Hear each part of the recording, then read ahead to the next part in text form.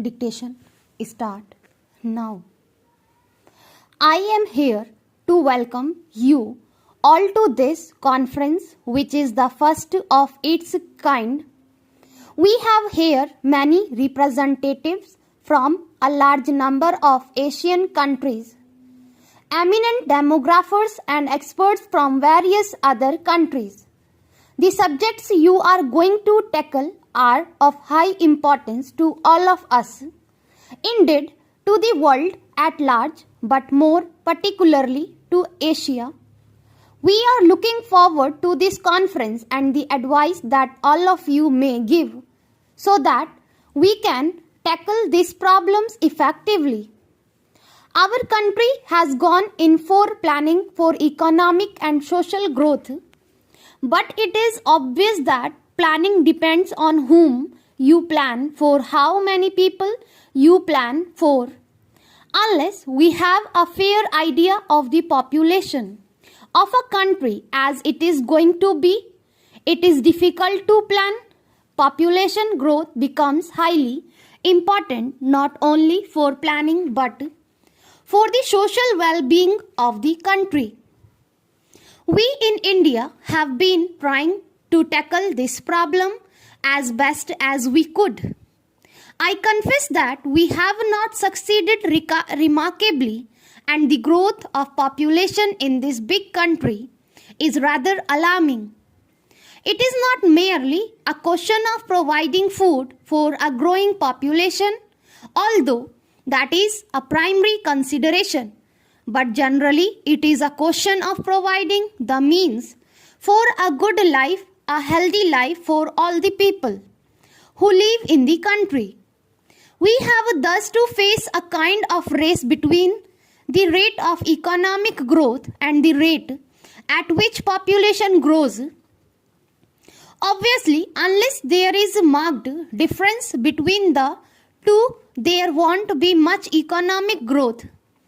As population grows, it rather overwhelms the efforts we make towards economic growth. However much we may try, we do try to increase the pace of economic growth, the fact of population growing even at a reduced pace comes in the way of any marked improvement. I would like to congratulate the ICAFE and associate organization who have conveyed this conference. The ICAFE has recently held a very successful conference here. I think to discuss economic and trade matters, this brought together representatives of various countries in Asia and made them view the problem of this region in an integrated way. I believe very good work has been done. I congratulate the authorities. Although we are primarily concerned with food production, there are many other things which affect us as population growth goes on. Immediately, there is the question of schools, health measures, and housing facilities, which have all to be increased very rapidly in order to come anywhere near the level we want. Therefore, apart from its political and economic aspects, it becomes a social problem of great magnitude. It is fairly well known that countries which are underdeveloped and which are relatively poor appear to have a more rapid population growth. I believe there is a tendency among the affluent countries also to increase their population. This policy may not affect them very much at present, but ultimately it is also bound to affect them in other ways. Anyhow, this is a problem of world important because it will create all kinds of social conflicts and ultimately political conflicts and the like.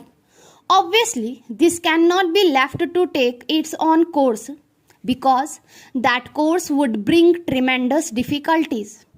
In its trial, we have to tackle it with some foresight and with some efforts at planning.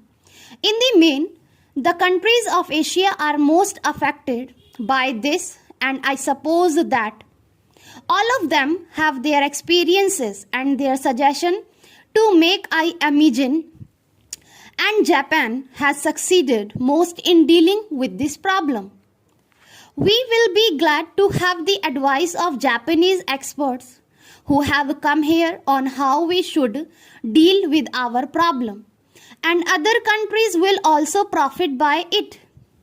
Possibly this conference is the first effort on behalf on the associated organization of the United Nations on behalf of the e-cafe to deal with social problems in this way. They have been dealing with economic problems and they brought to bear on them the combined experience and wisdom of the countries associated with them. Now the importance of social problem is being felt more and more. A new advance in this direction is being made by e-cafe. I think this is to be welcomed, but economic and social problems are so intimately connected that you cannot separate them. Therefore, I welcome particularly this conference, which will deal mainly with population growth and also other problems connected with it. After all, we are aiming at the social advancement of our people, and unless we advances as a whole, mere economic growth, which might be unbalanced, may not lead to the results we aim at. I trust therefore that this aspect of the problem should also be considered.